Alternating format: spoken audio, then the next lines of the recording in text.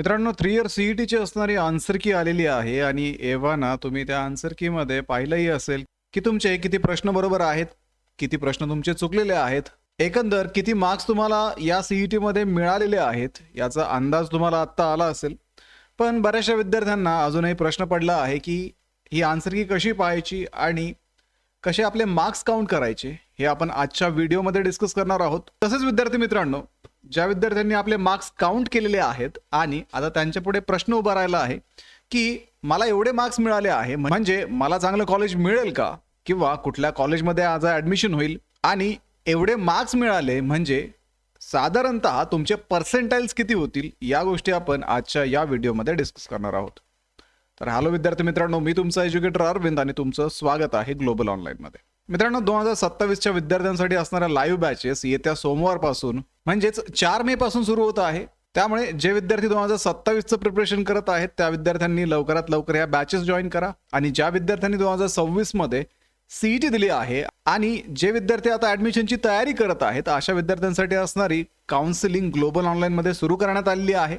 तर या काउन्सिलिंगमध्ये तुम्हाला 1-on-1 काउन्सिलर ॲक्सेस दिला जातो. तुमच्या ऍडमिशनच्या प्रोसेसमध्ये प्रत्येक स्टेपवरती तुम्हाला इथे गाईड केलं जातं. तुमच्या पर्सेंटाईलनुसार तुम्हाला कुठलं कॉलेज हवं आहे आणि तुम्हाला कुठलं कॉलेज ॲक्च्युली भेटू शकतं याविषयी असणारा गायडन्स तुम्हाला आमचे काउन्सिलर करतात. तसेच या प्रोसेसमध्ये जे डॉक्युमेंट व्हेरिफिकेशन असतं त्यामध्ये तुम्हाला गाईड केलं जातं आणि प्रिव्हियस इयरचा कॉलेजचा कट ऑफ ॲनालाइज करून तुम्हाला एक कस्टमाइज कॉलेजची लिस्ट दिली जाते आणि त्या लिस्टनुसार तुम्ही तुमच्या कॉलेजचा प्रेफरन्स देऊ शकता आणि तुमचं जे ऍडमिशन आहे ते पहिल्या किंवा दुसऱ्याच राऊंडमध्ये होणं पॉसिबल होतं. तसेच कुठल्या कॉलेजमध्ये तुम्ही तुमचं ऍडमिशन फायनल करायला पाहिजे याविषयी डिसिजन देणं असेल, या सर्व गोष्टी तुम्हाला या काउन्सिलिंगमध्ये दिल्या जातात. तर ही काउन्सिलिंग जॉईन करण्यासाठी दिलेल्या नंबर्सवरती आजच तुम्ही कॉन्टॅक्ट करा आणि तुमच्या ऍडमिशनचं टेन्शन थोडंसं कमी करा. आता विद्यार्थी मित्रांनो, आपण पाहूयात की कशा पद्धतीने तुम्ही तुमची आन्सर की सीईटीच्या वेबसाईटवरती ऍक्सेस करू शकता. सुरुवातीला तुम्हाला सीईटी एक्झामिनेशन पोर्टल AY 2026-27 वरती क्लिक करायचंय. ते क्लिक केल्यानंतर तुमच्या पुढे तुमचं लॉग इन पेज ओपन होईल. इथे तुमचा रजिस्टर्ड ईमेल आयडी आणि पासवर्ड एंटर करून तुम्हाला इथे लॉग इन करायचंय. पुढे लॉग इन केल्यानंतर तुम्हाला तुमचा युज्युअल इंटरफेस दिसेल, जिथे तुम्ही फॉर्म भरला होता, जिथे तुम्ही हॉल तिकीट डाउनलोड केलं होतं तिथेच तुम्हाला खाली ऑब्जेक्शन ट्रॅक हेअर असा ऑप्शन दिसतोय. त्याच्यावरती क्लिक केल्यानंतर तुम्हाला हायर एज्युकेशनमध्ये LLB 3 इयर सीईटी 2026 रेज अन ऑब्जेक्शन हा ऑप्शन एनेबल झालेला आहे. आता त्याच्यावरती ज्यावेळेस तुम्ही क्लिक कराल त्यावेळेस तुमच्या पुढे इन्स्ट्रक्शन्स ओपन होतील. या इन्स्ट्रक्शनमध्ये सांगितलेलं आहे की तुम्हाला तुमचे जे ऑब्जेक्शन घ्यायचे आहेत ते ऑब्जेक्शन घेण्यासाठी तुम्हाला 1000 रुपयाचं पेमेंट करावं लागणार आहे. आणि जर तुमचं ऑब्जेक्शन ॲक्सेप्ट केलं तर तुम्ही पे केलेले 1000 रुपये हे रिफंड केले जाणार आहे. आणि तुम्ही ऑब्जेक्शन घेतल्यानंतर तुमचं ऑब्जेक्शन जर सीईटी सेलने ॲक्सेप्ट केलं नाही तर तुमचे 1000 रुपये हे सीईटी सेल त्यांच्याकडेच ठेवून घेणार आहे, म्हणजे हे नॉन रिफंडेबल असणार आहेत. ठीक आहे. आता ज्यावेळेस तुम्ही इथे प्रोसीडवरती क्लिक कराल त्यावेळेस तुमच्या पुढे तुमची आन्सर की ओपन होईल. तिथे तुम्ही तुमचे प्रश्न पाहू शकता. प्रश्नांच्या खाली ऑप्शन्स आणि ऑप्शन्सच्या खाली करेक्ट ऑप्शन आणि कॅन्डिडेट रिस्पॉन्स या 2 गोष्टी दिलेल्या आहेत. आता करेक्ट ऑप्शन हा सीईटी सेलने दिलेला त्याचा आन्सर आहे आणि कॅन्डिडेट रिस्पॉन्स हे कॅन्डिडेटने सिलेक्ट केलेलं आन्सर आहे. ठीक आहे. अशा पद्धतीने जिथे करेक्ट ऑप्शन आणि कॅन्डिडेट रिस्पॉन्स मॅच होतोय असे सगळे क्वेश्चन्स काउंट करा आणि हे टोटल केल्यानंतर तुम्हाला तुमचे मार्क्स समजतील. तसेच विद्यार्थी मित्रांनो, जर तुम्हाला काही ऑब्जेक्शन रेज करायचं असेल एखाद्या क्वेश्चनवरती तर रेज ऑर व्ह्यू ऑब्जेक्शनवरती क्लिक केल्यानंतर तुम्ही ऑब्जेक्शन कशा पद्धतीने घेताय ते तुम्हाला इथे मेन्शन करायचं आहे. क्वेश्चन चुकीचं आहे, क्वेश्चन आउट ऑफ सिलेबस आहे, सगळेचे सगळे ऑप्शन्स जे आहेत ते चुकीचे आहेत, मल्टिपल करेक्ट आन्सर सीईटी सेलने दिलेले आहे किंवा सीईटी सेलने दिलेलं आन्सर हे इनकरेक्ट आहे. अशा पद्धतीने तुम्हाला तो ऑप्शन सिलेक्ट करावा लागेल. त्यानंतर सपोर्टिंग डॉक्युमेंट तुम्हाला तिथे अपलोड करायचे. काही रेफरन्स तुमच्याकडे असेल तर तो रेफरन्स अपलोड करा. त्यानंतर सेव्ह करून प्रोसीड करायचे. पुढे 1000 रुपयाचं पेमेंट करा आणि तुमचं ऑब्जेक्शन रेज झालं असं समजा.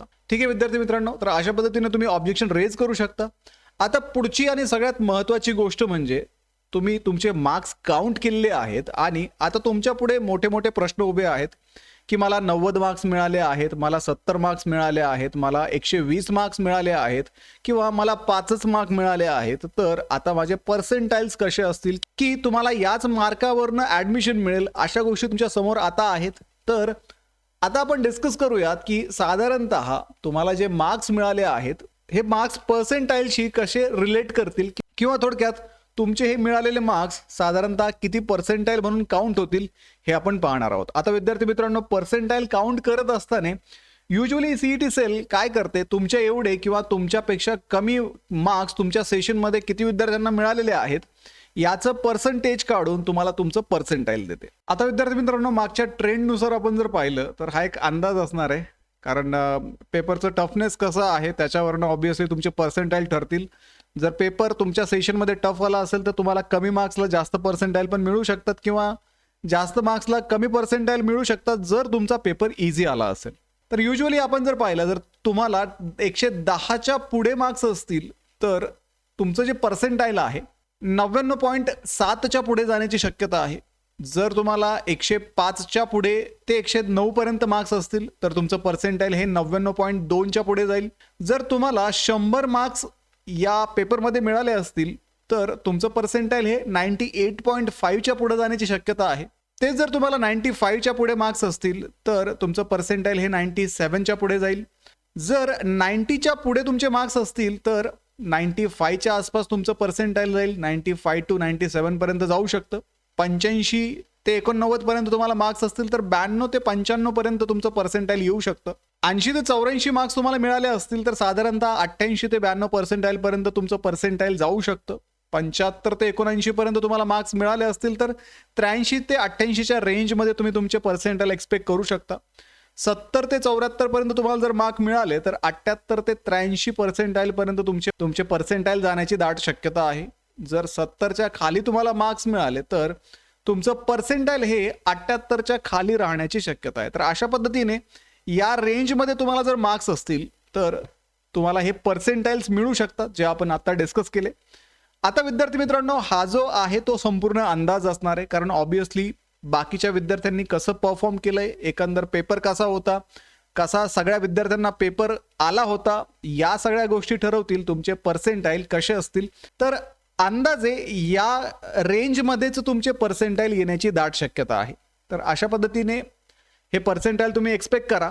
म्हणजे जर तुम्हाला 80 ते 90च्या रेंजमध्ये मार्क्स मिळाले असतील तर पॉसिबिलिटी आहे तुम्हाला टॉप 10 कॉलेजमध्ये ॲडमिशन मिळेल. मॉडरेट मार्क्स असतील तर मॉडरेट कॉलेजमध्ये ॲडमिशन मिळेल, तर तुम्हाला टियर 3 मध्ये पण ॲडमिशन मिळू शकतं. आणि दुसरी गोष्ट म्हणजे इथे परत तुमचं कॅटेगरीचं फिल्टर पण येईल. कॅटेगरीनुसार सुद्धा तुम्हाला कमी मार्क्स असताना चांगल्या कॉलेजमध्ये ॲडमिशन सुद्धा मिळू शकतं. त्यामुळे जोपर्यंत आपले पर्सेंटाइल सीईटी सेल डिस्प्ले करत नाही, जोपर्यंत आपले रँक आपल्यापर्यंत येत नाहीत, तोपर्यंत आपण एक्झॅक्टली कुठलं कॉलेज मिळेल किंवा कुठे तुमचं ॲडमिशन होईल या गोष्टी तरी कन्फर्म आत्ता तरी सांगू शकत नाही.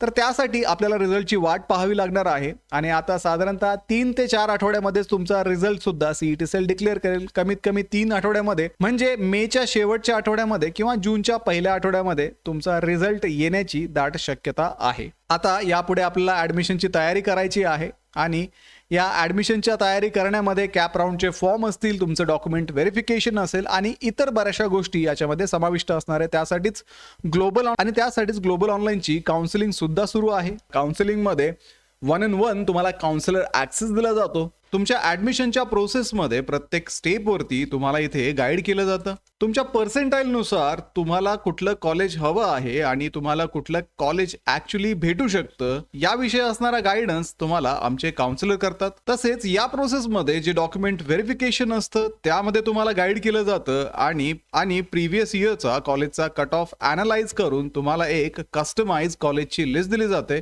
आणि त्या लिस्टनुसार तुम्ही तुमच्या कॉलेजचा प्रेफरन्स देऊ शकता आणि तुमचं जे ॲडमिशन आहे ते पहिल्या किंवा दुसऱ्याच राऊंडमध्ये होणं पॉसिबल होतं. तसेच कुठल्या कॉलेजमध्ये तुम्ही तुमचं ॲडमिशन फायनल करायला पाहिजे याविषयी डिसिजन देणं असेल, या सर्व गोष्टी तुम्हाला या काउन्सिलिंगमध्ये दिल्या जातात. तर ही काउन्सिलिंग जॉईन करण्यासाठी दिलेल्या नंबर्सवरती आजच तुम्ही कॉन्टॅक्ट करा आणि तुमच्या ॲडमिशनचं टेन्शन थोडंसं कमी करा.